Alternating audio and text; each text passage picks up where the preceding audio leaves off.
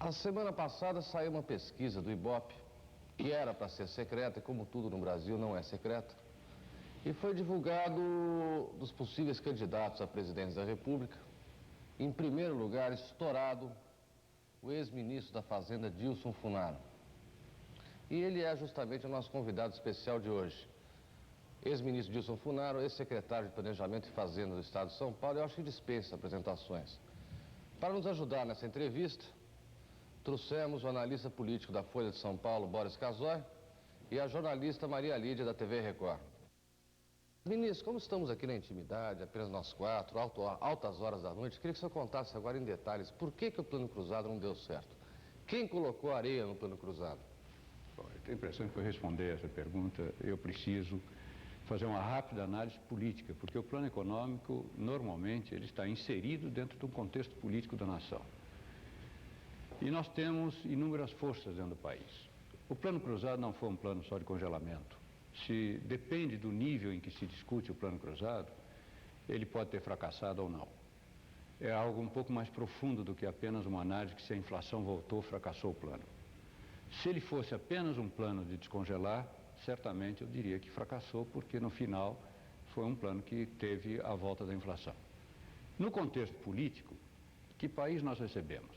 Um país organizado, como dizem que o cruzado desorganizou? O Brasil está com 10,5% de desemprego.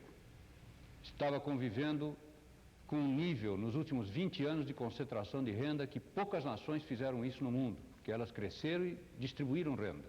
E o Brasil concentrou renda. Basta ver que de 60 a 80, 1% mais rico passou de 12% da renda nacional para 17% da renda nacional. E os 50% mais pobres passaram de 17% da renda nacional para 12,5% da renda nacional. Portanto, no momento que se cresce, que se procura distribuir a renda, o Brasil tinha feito o contrário, tinha concentrado renda. E não tinha enfrentado o problema externo. O problema externo ficou claríssimo que o Brasil simplesmente de 81 ou 82, quando houve a crise, até a nova república, ele simplesmente seguiu os caminhos traçados pelos países ricos. Com esses três fatores, o plano cruzado, então, teve no seu contexto a resposta para esses três casos. Primeiro, fez uma distribuição de renda. Distribuição de renda não é entre ricos e pobres, a distribuição de renda é entre setores da sociedade. E ele teve, por exemplo, do setor financeiro e do setor capitalista, o investimento do capital sem risco, passou para o setor produtivo, que é o capital com risco, 2,4 bilhões de dólares em 86. Na questão de salário, assim como as despesas financeiras baixaram das empresas, nós abrimos um espaço para a recuperação salarial. E demos 8% de aumento de salário no dia do plano e 15% para o salário mínimo no dia do plano.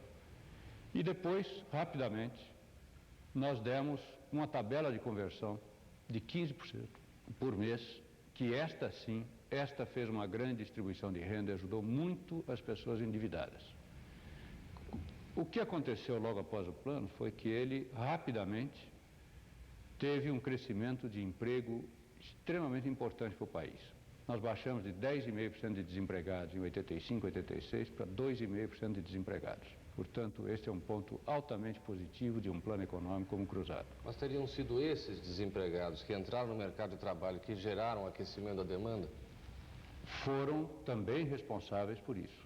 Mas que bom, né, ter um problema desse tipo, porque o pior é ter um desaquecimento da demanda desempregando pessoas. Doutor Dilson, a acusação que pesa hoje contra o governo, e onde o senhor entra Sim.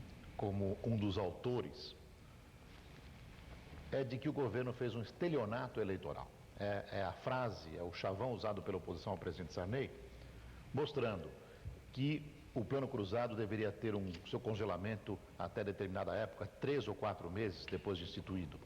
E posteriormente, de maneira gradativa, os preços voltariam à liberdade de mercado. No entanto, segundo os opositores do senhor e do presidente Sarney, esse plano foi prorrogado de maneira que facilitasse a eleição dos governadores, facilitasse a eleição do PMDB. E, portanto, se considerasse isso um estelionato eleitoral, já que logo depois das eleições os preços explodiram. O O que aconteceu realmente? O congelamento deveria ter ido até onde foi? Os preços foram seguros em função eleitoral? A impressão que dá é que realmente isso aconteceu, ministro. Eu vou lhe dar o fato, porque versões existem muitas. O fato foi o seguinte: o plano começou então com baixar o desemprego e uma massa salarial que começou a consumir, foi importantíssimo. Teve já um fator importante, que era a questão do imposto de renda, que nós aprovamos em dezembro de 85, para retirar o imposto de renda, que existia naquele tempo até 5 salários mínimos. E as pessoas pagavam o imposto e o governo devolvia o cheque integral no ano seguinte. Quer dizer, o governo fazia empréstimo em cima das pessoas que ganhavam até 5 salários mínimos. Porque quando o governo exige uma antecipação de imposto minha ou das pessoas que estão aqui na mesa, e no ano seguinte nós pagamos a diferença, a pagar o imposto a pagar, está certo. Mas quando o governo retira o imposto na fonte do trabalhador e devolve integralmente no ano seguinte, é evidente que ele está fazendo um empréstimo em cima das pessoas que não podiam pagar imposto, que nem tinham imposto para pagar. Tanto é que o governo devolve. Então, esta reforma nós fizemos em dezembro de 85. Houve mais 2 pontos importantes para aquecimento da demanda. A incompreensão da caderneta de poupança. Eu passei no Brasil inteiro explicando que correção monetária mais 6% de juro, a regra era exatamente igual. Quando a correção caiu de 14 para 0,2, todo mundo achou que a caderneta não estava pagando. E nós tivemos saques muito fortes na caderneta de poupança. Vamos fixar bem uma tese importante, Boris, antes de responder rapidamente essa pergunta. Dar mais renda ao trabalhador não significa que ele não possa consumir os seus bens e pôr dinheiro na caderneta de poupança. As nações mais desenvolvidas têm um trabalhador que tem o direito a ter poupança. Por que a poupança brasileira só pode pertencer para uma classe média dali para cima? Quer dizer, dar um salário melhor não significa que a população imediatamente corra um caminho de ser perdulária. É evidente que as camadas mais baixas se alimentaram mais. O Plano Cruzado aumentou 8% o consumo de alimentos. O que é muito importante, porque nós estamos falando de gente. Agora vamos para as eleições. O senhor falou em caderneta de poupança, aqui cabe um raciocínio interessante. Realmente não mudou nada, foi a correção monetária que diminuiu, os juros foram os mesmos. Eu vivi comentando isso no Record Notícias. Agora, o argumento da população, e cabe lembrar que aritmética e matemática são as matérias que mais reprovam no primeiro e segundo grau. Quer dizer, o brasileiro não é muito versado em matemática. E o raciocínio é o seguinte: bom, eu tinha 100 mil cruzados, e isso me rendia 12 mil cruzados por mês, e eu vivia com os 12 mil cruzados. De repente veio o senhor Dilson Funaro, mudou tudo, e os meus 100 mil cruzados me rendem 500 cruzados por mês. Então não dá para viver mais. Mas isso é ilusão, a gente responde. Fala, pô, era ilusão. Não, mas eu vivia com isso. Quer dizer, então parece que criou esse desincentivo à poupança no país. E o governo, por sua vez, não fez nenhuma campanha para mudar esse tipo de coisa. Ficou dessa forma, ninguém entendeu o raciocínio matemático, e as pessoas tiraram o dinheiro da poupança e puseram no consumo. João, eu só faria uma ressalva no que você disse. O governo se esforçou muito, não só para explicar isso. Eu até tinha uma frase muito simples, dizia: vocês estão consumindo o principal. Se você vendesse sua casinha, colocasse na caderneta de poupança, consumisse o principal, daqui a 6 meses, se quisesse comprar a casa de volta, você não ia conseguir. E eu usava isso em todos os lugares que eu fui no país. Acontece que um plano cruzado, ele exige dezenas e dezenas, ou centenas de explicações, porque cada plenário que você vai, tem um caso do aluguel, tem um caso desse, um caso daquele. Quer dizer, na realidade, o plano era uma mudança muito importante. Não se resolve apenas, se explicava diariamente, mas a incompreensão. Teve 3 meses depois, eu cheguei numa cidade e eles estavam perguntando o que era a tabela de conversão de cruzeiros e cruzados. O Brasil é muito complexo, muito grande e muito heterogêneo. Mas eu não queria deixar de responder a pergunta do Boris sobre as eleições. Essa cidade que não entendia a conversão provavelmente era Brasília, né? Brasília é muito difícil, Boris. Você tem razão sobre isso. Mas não é sobre esse ângulo da conversão, não. A conversão é o que mais entende lá em Brasília. Mas o que ocorreu é o seguinte, Boris. Quando a demanda subiu, nós tínhamos reuniões com os economistas todos, pelo menos 3 ou 4 vezes por semana. Todos os sábados e domingos nós trabalhamos, acompanhando o plano cruzado. Ninguém ficou na expectativa. Uma semana depois nós já estávamos trabalhando no plano de descongelamento.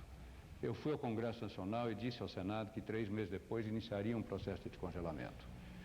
Mas aconteceu um fato paralelo importante. Como a demanda cresceu muito rapidamente, descongelar no momento de uma demanda alta é provocar uma inflação naquele mês de 15%, 20%, 30%. Porque o descongelamento só pode ser feito quando a demanda equilibra. Nós tivemos fevereiro, que foi o mês, último dia. Março e abril, nós fizemos um ajuste entre indústria e comércio. Ainda não estava verificado um grande aumento de consumo. Nós tínhamos outros problemas, nós tínhamos que tirar do setor financeiro, que é um setor que tinha inchado, né? Era um setor que nós sabíamos que ia ter que despedir 150 mil pessoas.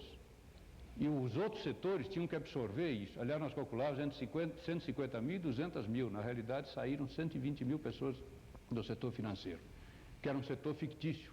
Ele ganhava pela inflação. E esses problemas todos, nós queríamos que o mercado crescesse um pouco para absorver, inclusive, esse número de desempregados e de pessoas que perderiam o emprego naquele instante.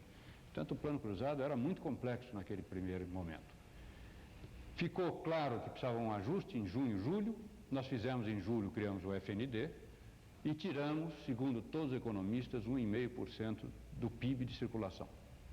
O FND fez isso, começou a ser arrecadado em agosto, arrecadamos a primeira vez em agosto, segundo mês em setembro.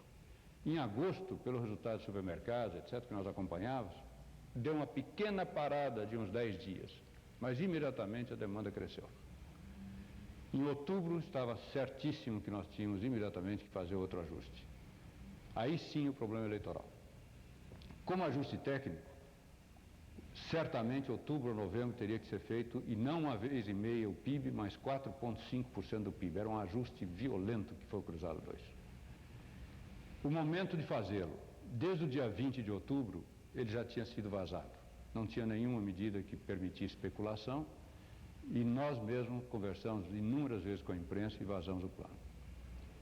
Tecnicamente, se ele fosse feito final de outubro ou final de novembro, teria atrasado 30 dias, não teria uma repercussão tão grande. Politicamente, a discussão do governo, os partidos políticos da época que tinham influência estavam disputando os governos do nosso país. PMDB e PFL. PFL achava que ia fazer 5 governadores no Nordeste. Existia uma grande discussão para que a parte econômica não influenciasse naqueles 15 dias antes do processo eleitoral. E ficou decidido pelo governo que nós faríamos depois das eleições.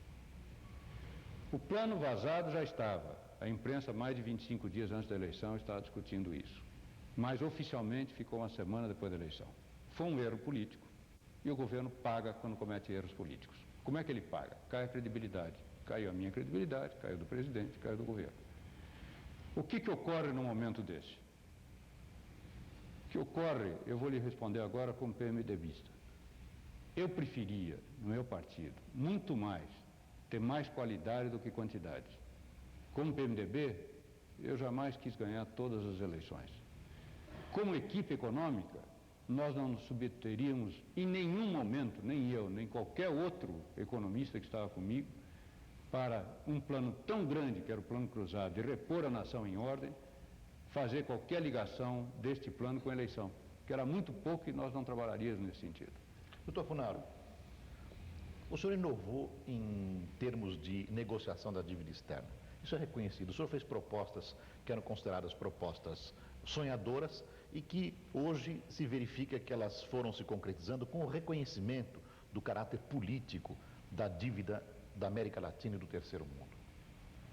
Mas há um fato revelado há poucos dias pela imprensa que causou pasmo, embora não tivesse atingido o nível de divulgação que eu consideraria ideal pelos aspectos éticos envolvidos. Há alguns dias a imprensa revelou através da boca de quem o fez, que o empresário foi contatado pelo governo, ainda na sua gestão, um empresário até desconhecido, obscuro, para negociar a dívida externa. Ele mesmo se disse contatado pelo Palácio do Planalto por alguns assessores do presidente Sarney e autorizadamente ele foi aos Estados Unidos e levou aos banqueiros norte-americanos, principais credores do Brasil, algumas propostas de negociação da dívida externa. Eu pessoalmente achei isso eticamente extremamente grave, uma negociação paralela, aparentemente sem o conhecimento do ministro da Fazenda, que desenvolvia esforços extremamente delicados naquela oportunidade. Eu queria que o senhor esclarecesse aos telespectadores da TV Record o que realmente aconteceu. Quando eu saí do governo, eu saí 60 dias depois da moratória. Achei absolutamente importante ficar 60 dias depois da moratória, porque E eu não queria e sabia que eu era a única pessoa naquele instante que poderia continuar a negociação lá fora sem permitir qualquer retaliação para o meu país.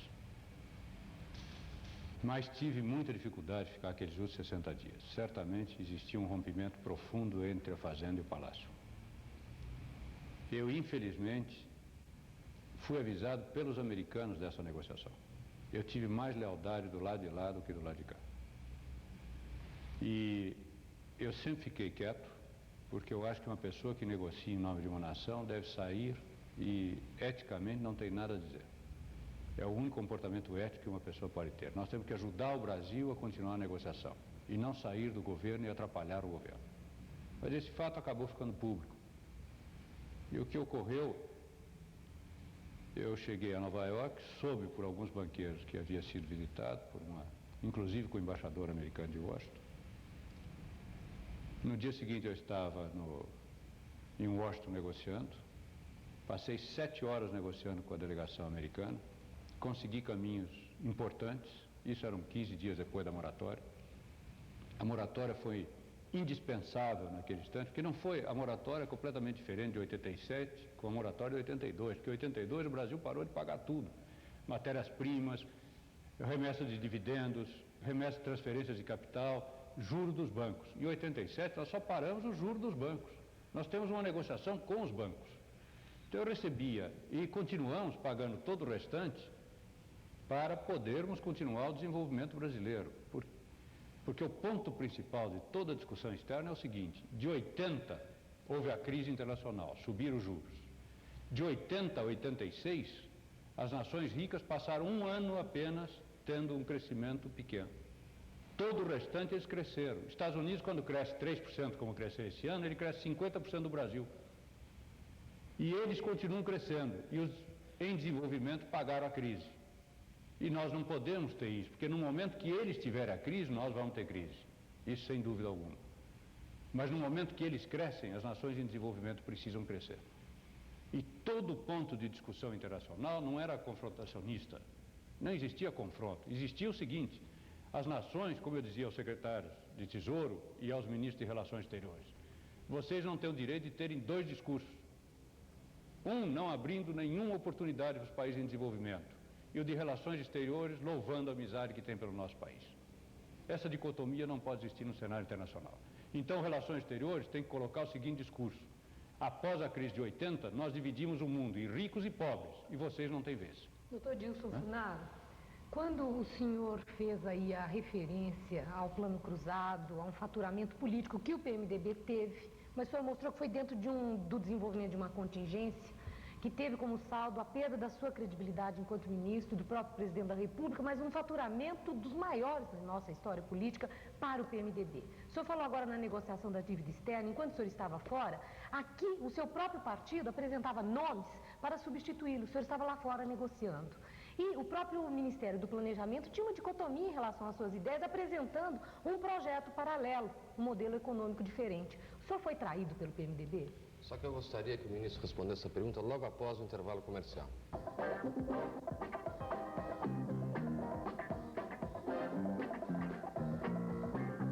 Este é o debate nacional pela Rede Record de televisão, tendo como convidado especial de hoje o ministro Dilson Funaro. Gostaria que a Maria Lídia respondesse a pergunta que fez antes do intervalo. Repetisse, né, a pergunta? Repetisse a pergunta. Pois é, doutor Dilson Funaro, eu havia deixado no ar aquela questão de enquanto o senhor lutava para manter um plano tão diferente e arrojado na nossa economia e querendo modificações e não podendo realizá-las antes das eleições, o PMDB tendo um faturamento político muito importante, de muito peso. Enquanto o senhor negociava a dívida externa fora do país, aqui já havia indicação de nomes para substituí-lo. E mesmo o Ministério do Planejamento apresentava um outro plano paralelo e diferente do seu. E a minha pergunta foi essa: o senhor foi traído pelo PMDB? A pergunta precisa ser analisada em que setores do PMDB, porque o setor do PMDB, o PMDB é um grande partido. Se você me disser que eu não tive apoio de Brasília no que se refere à presidência do partido, doutor Ulisses, os senadores, deputados, eu vou lhe dizer que eu sempre tive apoio deles. Agora, aconteceu um fato curioso, porque depois da moratória, existiu uma grande pressão do lado conservador para a volta ao Fundo Monetário, né? Existiam artigos e colocações nos jornais, principalmente nos jornais mais conservadores, colocando a negociação externa num nível que não era o que acontecia lá fora. Uma vez eu peguei todos os jornais do exterior sobre a negociação externa, os jornais daqui, chamei os donos dos jornais e disse o seguinte: nós lutamos muito pela liberdade de imprensa, e a liberdade de imprensa não pertence nem ao dono do jornal, nem ao jornalista. A liberdade de imprensa pertence ao leitor, e vocês não estão informando com correção. Todas as notícias ruins contra o Brasil era a primeira página. Quando se resolvia a notícia, era a quinta página, quando o Brasil superava o impasse. E, na realidade, houve um crescimento muito grande dos partidos de oposição, que aguardavam, não só nisso, aguardavam qualquer falha do Plano Cruzado para tornar o Plano Cruzado uma vitrine. Porque o curioso que eu examinava na época, olhando um pouco de cima, vamos subir 2 degraus e examinar o Brasil, o que está acontecendo naquele instante. O Plano Cruzado deu às empresas o melhor ano dos últimos 10 anos. É o que está publicado hoje na análise dos balanços. Todos se queixavam contra o congelamento, mas está aí. Melhores e Maiores fez uma festa semana passada e a revista coloca na frente, na carta ao leitor, dizendo: eu não compreendo a pressão do congelamento porque foi o melhor ano em lucratividade dos últimos 10 anos. Então não é um trabalho nosso, trabalho da Maiores e Melhores. Os trabalhadores tiveram um aumento de renda real como nunca tiveram. A classe mais baixa foi muito bem, obrigado. Pela primeira vez ela teve distribuição de renda. Então era um plano que tinha pontos positivos e combatia a inflação. Num determinado momento para frente, parecia que o brasileiro tinha prazer de dizer que o plano estava sendo desmontado. Quer dizer, uma grande campanha para acusar as falhas do Plano Cruzado. Por quê? Se existe alguma outra opção naquele instante para o Brasil, de fazer um plano que melhorasse principalmente os níveis de desajustes e de injustiças internas. E aí vem a parte externa. No meio desse crescimento, então aí a partir do Cruzado 2, ficou sendo o plano que não deu certo, porque estourou a inflação. Em janeiro, fevereiro, a inflação foi muito alta. Deu 17 de janeiro, 14 de fevereiro, 14 de março. A ideia do governo qual era? Fazer a moratória. Eu dei uma volta aos 7 países desenvolvidos. De 9 dias de viagem internacional, eu dormi 5 em avião. Para voltar para o Brasil e imediatamente estabelecer um plano igual ao Cruzado, com diferenças evidentes, mas estabilizar a economia já em fevereiro ou março. Se tivesse estabilizado a economia em março, nós não estaríamos vivendo o desajuste que temos hoje. Porque depois, quando eu saí em abril, não consegui fazer, e houve todos esses problemas das pessoas, missões. Aquele dia foi um dia triste, porque eu, depois de 7 horas de negociar, me encontro com uma grande autoridade americana e ele me diz o seguinte: quero lhe dizer o seguinte, falou assim em termos: Dr. Funaro, o senhor me infernizou a vida os últimos 2 anos, mas eu tenho um profundo respeito pelos caminhos que o senhor abriu. E eu tenho que lhe dizer que seu governo mandou uma missão com o seu embaixador semana passada, eu atendi porque veio através da sua embaixada, com algumas ideias sobre pagamento de dívida e me disse alguma coisa, eu desconhecia tudo completamente. Disse a ele: olha, esse é um plano que ainda não está amadurecido, eu volto a conversar com o senhor, eu acho que anteciparam sem nenhum... Eu acho que esse plano precisa ser amadurecido. Mudei de assunto, tirei da mesa de reunião, mas ele insistiu. Ele disse: olha, eu quero lhe dizer o seguinte, meu governo gosta de negociar com um negociador. O senhor, por favor, avise que nós queremos continuar negociando com o senhor, apesar do senhor ter me infernizado durante tanto tempo. Foi um gesto muito leal de um negociador. Evidente que eu voltei ao Brasil, foi mais uma das 4 demissões que eu pedi, mas isto não é importante. O que é importante é como se constrói e o que aconteceu com o Cruzado. Então o Cruzado ficou vendido como um plano sonhador, uma aventura, né, que desorganizou a nação brasileira. Eu pergunto se depois, e o governo não tomando as medidas imediatas em março de repor a economia dentro de um plano de estabilização, eu acabo saindo 60 dias, que era o prazo para segurar as retaliações externas, vem um novo ministro, precisa de tempo para fazer o plano dele de estabilização, e o que acontece com o Brasil, que é o mais importante? passa de janeiro a junho sem nenhuma correção econômica. Bom, o senhor disse... Aí é que é o problema mais sério. Porque quando você não corrige 6 meses, você fica com um plano, com a volta da inflação, e aí sim você caracteriza que o plano anterior não tem nada a ver com a continuidade. Bom, então dentro dessa avaliação política, né, do que aconteceu com o plano cruzado, o senhor deixa muito claro que a manipulação foi objetiva e eficiente. Ela aconteceu. O PMDB não o traiu. O senhor deixou claro isso também, o senhor não admite isso. Então, quem foi que desestabilizou sistematicamente e foi tão bem sucedido? Que forças políticas são essas? Não, eu lhe diria o seguinte, todo plano de estabilização, como o cruzado, tem um momento que volta a inflação, basta ver Israel.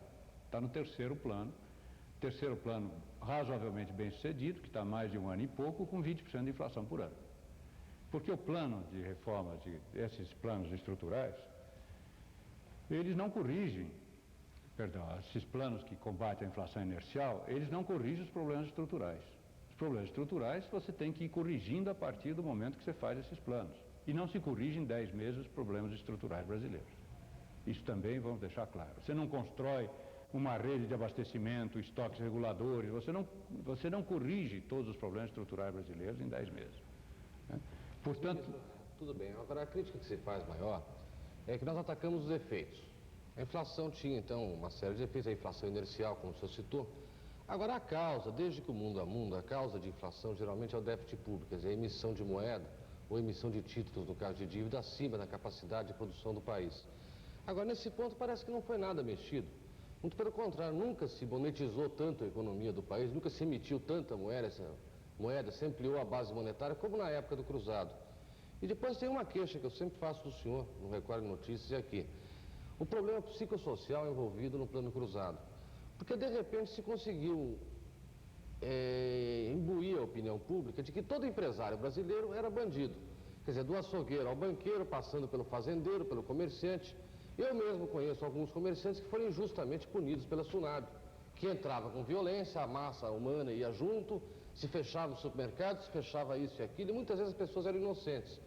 Quer dizer, eu acho que houve uma erosão da credibilidade da iniciativa privada no Brasil durante a época do Plano Cruzado. Depois veio a novela do Boi Gordo, que inclusive elegeu um governador aqui em São Paulo. Quer dizer, esse aspecto psicossocial que eu não entendo. Se as causas estruturais não estavam sendo atacadas, e ao mesmo tempo o governo se fazia no papel de jogar a opinião pública contra os empresários, parece que havia uma situação muito danosa sendo criada no país, que teria repercussões sérias a curto ou médio prazo. O que o senhor tem a dizer sobre isso? Você coloca 2 pontos. Primeiro, de enfrentar ou não os problemas com relação ao déficit, que são problemas importantes, mas não é a única causa da inflação. Quero lhe dizer o seguinte, João, até por uma coincidência, eu entrei na Secretaria de Planejamento praticamente por uma indicação de seu pai, que é um amigo há muitos anos, e ele acompanhou de perto naquele instante o grande trabalho que nós fizemos no planejamento e na Secretaria da Fazenda de São Paulo para deixar o orçamento equilibrado. E quando saímos, eu me recordo que com ele analisamos uma publicação no Tribunal de Contas dizendo que pouquíssimas vezes o orçamento do Estado de São Paulo teve equilíbrio. Teve no Carvalho Pinto e teve na nossa gestão. Por isso eu dou um valor brutal à questão de enfrentar o déficit. O déficit público brasileiro, principalmente num ano como o cruzado, que a demanda está alta, qualquer déficit tem uma grande influência sobre o processo inflacionário. Porque se o governo constrói num momento que falta cimento e falta mão de obra, qualquer déficit ele está pressionando os preços. Num ano como esse de hoje, o déficit já não teria seria um fator tão perverso na sociedade. E o outro problema é como se financia o déficit. Mas olhando o déficit particularmente, eu não conheço na história do Ministério as pessoas que enfrentaram o déficit, talvez calado, talvez sem fazer grande propaganda, porque cada vez que você enfrenta, que fechasse 600 agências da Caixa Econômica, que fundisse o BNH com a Caixa Econômica para despedir cerca de 6 a 8 mil pessoas, que nós temos o plano lá montado, que dos 10.500 com 2.500 pessoas nós podíamos continuar com o BNH junto com a Caixa. Que fosse ao Ministério da Fazenda e nas coisas menores, chegasse lá e encontrasse 220 automóveis, mudasse para 10 no dia seguinte. Que enfrentasse coisas muito maiores do que essa, que esses são detalhes de administração. que deixasse o Ministério da Fazenda em São Paulo, por exemplo, com metade das pessoas que ele tinha no setor administrativo. No Rio, 60 jornalistas foram demitidos no primeiro dia que eu entrei no Ministério, ou na primeira semana que eu entrei no Ministério. E assim, seguidamente, pontos muito maiores do que esse. Nós chegamos, tinha acabado de existir uma eleição presidencial. E tanto o planejamento como a Fazenda, na eleição presidencial, para defesa ou para ajudar a campanha de um candidato que felizmente não ganhou, o ex-ministro havia dado de prioridade $1,5 bilhão de prioridade sem existir o refinanciamento. E o planejamento e a Fazenda cortaram esse $1,5 bilhão. Já tinham cortado 600 ou 700 em 85 e cortamos o restante em 86. Quer dizer, este foi um trabalho que eu quero lhe dizer o seguinte: quando eu entrei, o déficit potencial que o Bresser disse que esse ano é 7, o meu também era 7, potencialmente. Mas terminamos o ano com 2,9, dentro dos critérios que o governo utilizou nos últimos 5 anos, que eram os critérios de verificar déficit operacional igual e que eram os relatórios feitos pelo fundo. E quem faz isso é o Banco Central e coloca nos relatórios. Um mês depois que eu saí, ele colocou um relatório dizendo que era 2,9 o ano passado. Portanto, eu quero dizer que o déficit foi um dos mais baixos que o Brasil teve. E este ponto de empresários, primeiro, eu sempre fui empresário. Quando você detona um plano cruzado, você tem pessoas que se comportam, por isso que a generalização é sempre muito odiosa. E eu nunca generalizei. Porque em todos os setores você tem pessoas que colaboram e tem pessoas que só pensam em si. Na SUNAB, no governo, no ministério, nos empresários, na igreja. E, na realidade, no primeiro impacto, o primeiro dia que nós fizemos o congelamento, tinha que ter uma ação séria para dizer o seguinte: o congelamento é para existir.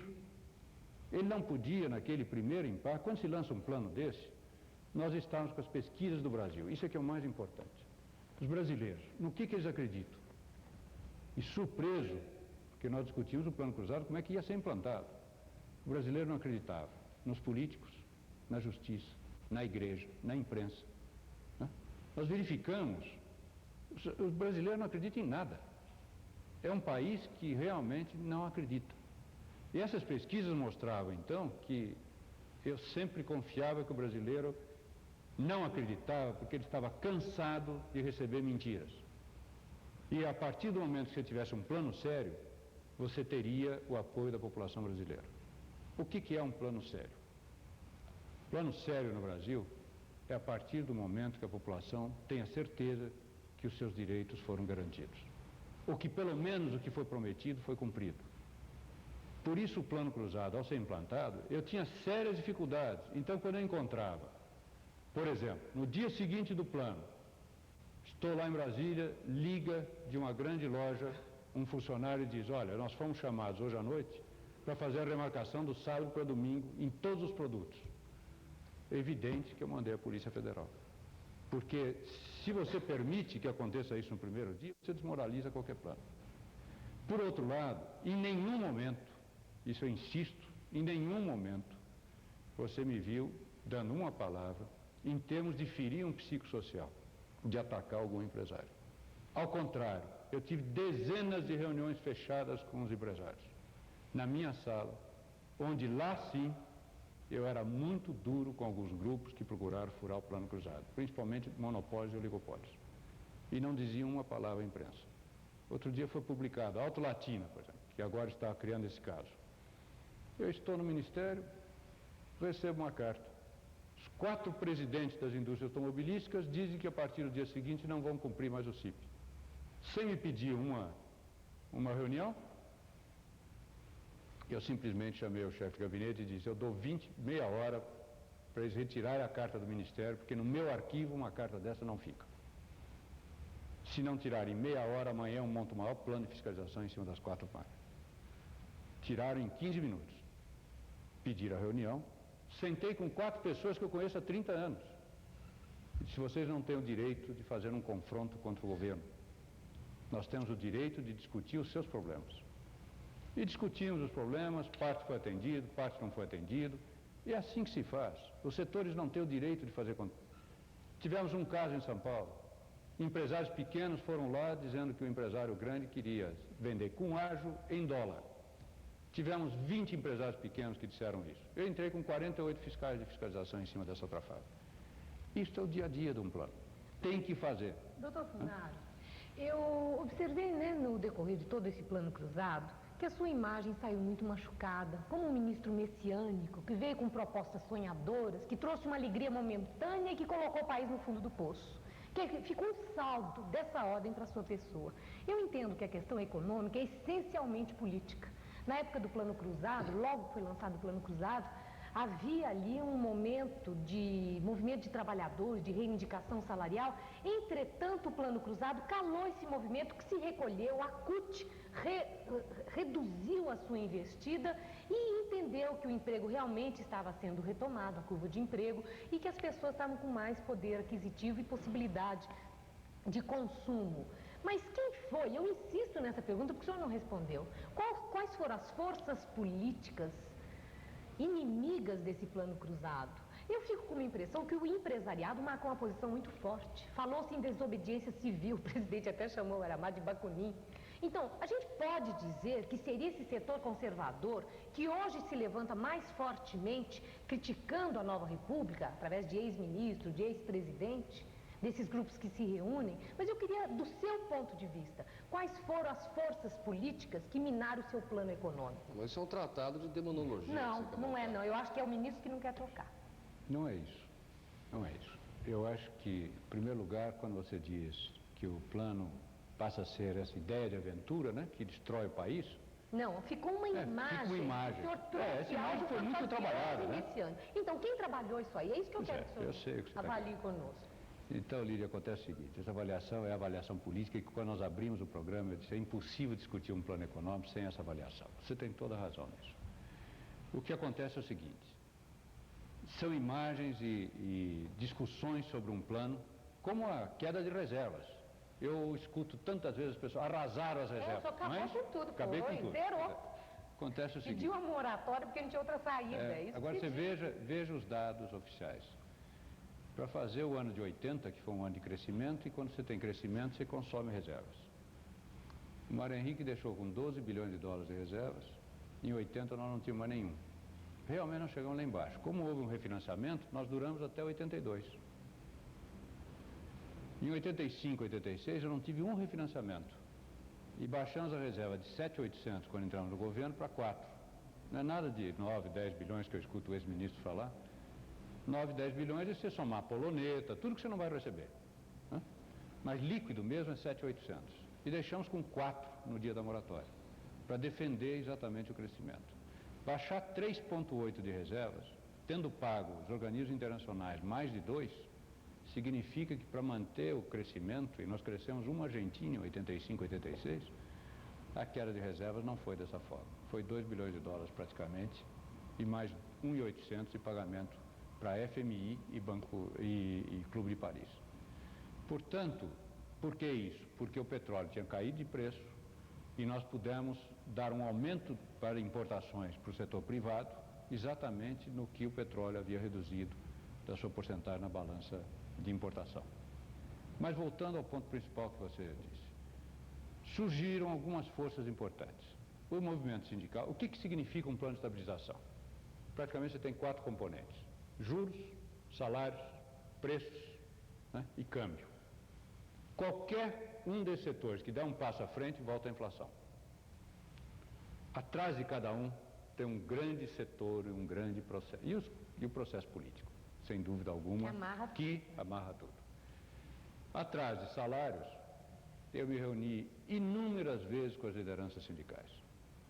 Fui ao Sindicato dos Metalúrgicos, discuti muito com eles, porque chegou um determinado momento, em agosto, setembro, que nós tivemos 45% de greves a mais do que 85%, apesar de ter o melhor salário real da vida histórica econômica do brasileiro. 2.400 greves em 10 meses, o que era um excesso de greves, era realmente uma pressão salarial, e eles diziam, não, eu vou recuperar 82 e 83. Eu dizia, vocês já recuperaram neste ano? Eu sei que a recuperação salarial é importante, e tive horas e horas e horas de reunião com as lideranças sindicais.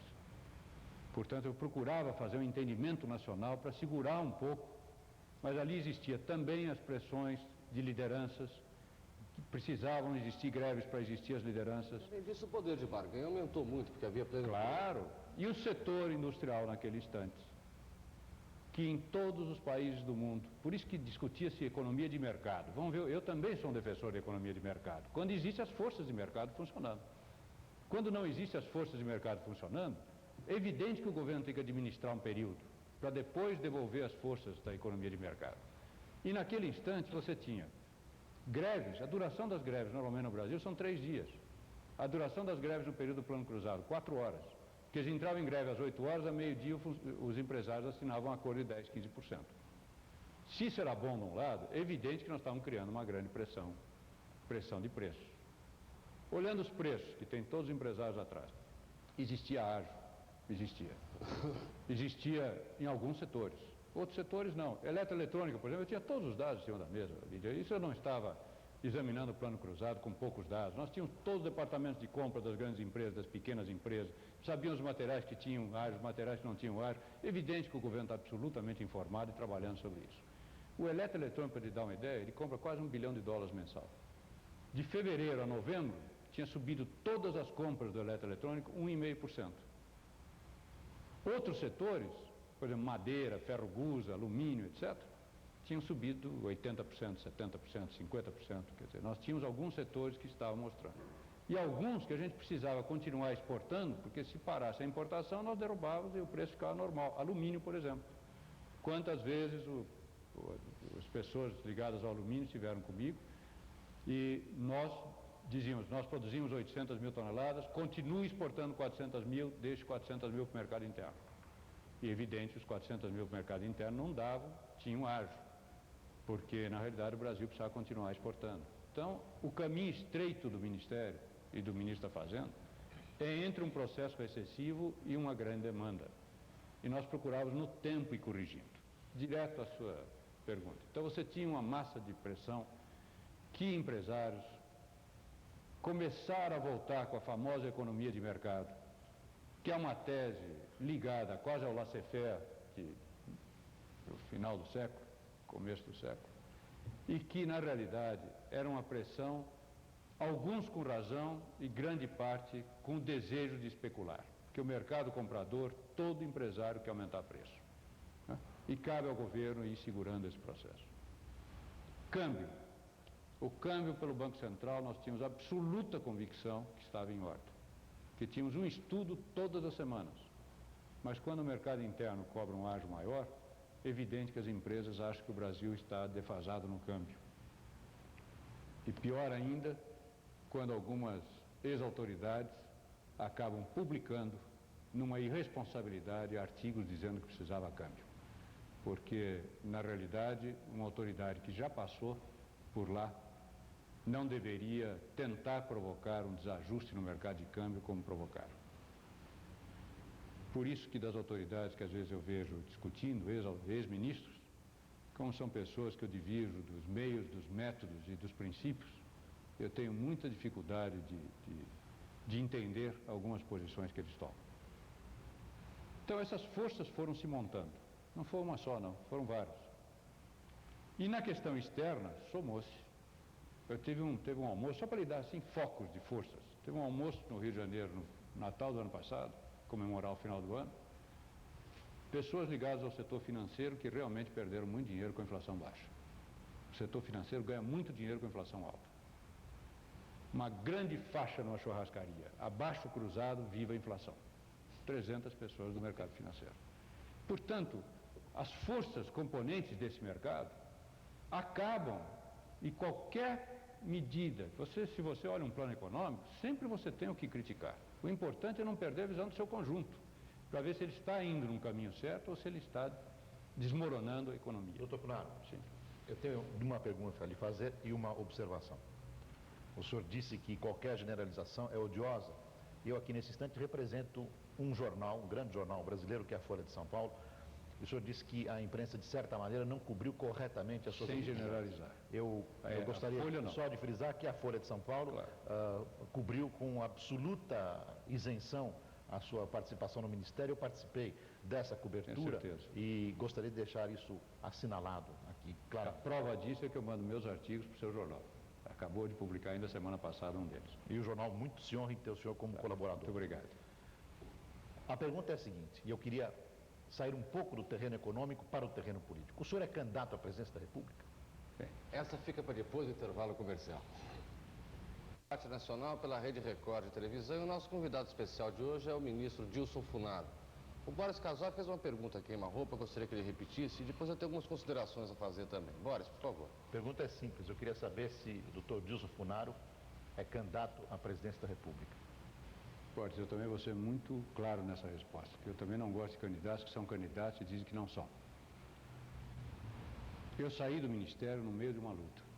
Essa composição de forças que a Lídia insistiu, e com razão, ela passa não só pelo movimento de preços, pelas sindicâncias sindicais, etc., mas existe a volta de uma grande força política do passado. E que, no momento que o plano falha, e que tem alguma indecisão da parte política do governo federal, ela vem com a maior velocidade e maior agressão. Tudo estava errado e tudo é culpa do cruzado. E isso não é verdade também, porque as outras nações, eles não nos deram outra opção a não ser programas vastos de recessão. Eu quero saber qual é a outra opção para um país em desenvolvimento, sem planos de estabilização como o cruzado, como fez a Argentina, como fez Israel, apesar dos obstáculos que esses planos têm. Mas agora volta um movimento político extremamente forte, principalmente da direita, mantendo privilégios que o Brasil não pode manter por muito tempo, porque a população vota nas mudanças e na realidade acaba não ocorrendo. E a população vai ficando cada vez mais retirada do governo e a crise cada vez se aprofunda, que é o momento atual. O passado apenas mostra mais uma vez a composição de forças. Candidatura, para voltar para o problema da crise, que para meu ver é muito mais importante. Eu vou lhe colocar só numa frase. Meu patriotismo está muito à frente da minha biografia. Eu não sou um homem que quer cargos. Nunca fiz isso na minha vida. Todos os momentos, Federação das Indústrias, tenho aí 30 anos de experiência. Eu chegava e dizia, eu quero ser o último diretor sem cargo. O que eu queria era participar. Não era importante ser o presidente ou o vice-presidente. Entende? E na realidade, no mundo político, o importante é ter uma participação ativa. Eu estou numa campanha cívica no Brasil inteiro. Estou explicando a moratória, estou mostrando que é o cruzado e estou mostrando todo dia essas forças que voltaram. Forças que voltaram, que não têm nem moral para voltar. Porque quando estavam lá, prontaram escândalos um atrás do outro. Quando não se corrige monetariamente os passivos no Banco Central, como ficou convivendo a velha República durante tantos e tantos anos, criam todos esses escândalos financeiros que aconteceram no país. Quando se corrige o ativo e não corrige o passivo. Eles quebravam os grupos financeiros, tinham uma avaliação de todos os seus imóveis, tudo que era ativo avaliado. O passivo não, o passivo parava naquele instante, o que devia ao povo parava naquele instante. 10 anos depois, você vê aí o grupo Delfim, né, da financiadora Delfim, exigindo do governo uma volta de 2 bilhões de cruzados, quando estavam completamente quebrados no dia que eles fizeram e que pediram a sua concordata e a sua intervenção. Os outros todos iguaizinhos. O Brasil conviveu com isto, que eram os métodos e as práticas antigas, e isto é que, na realidade, foi ao fundo. Eu ouvi um ministro aqui, o ex-ministro, dizer neste programa as seguintes palavras. Quando houve a crise, eu corri ao Fundo Monetário Internacional e a Argentina e o México ficaram chupando o dedo. Foi essa a expressão que me calou tão profundamente. Agora o Brasil não foi, o México e a Argentina fizeram o acordo e o Brasil está chupando o dedo. Esta é a avaliação de uma crise internacional do ex-ministro.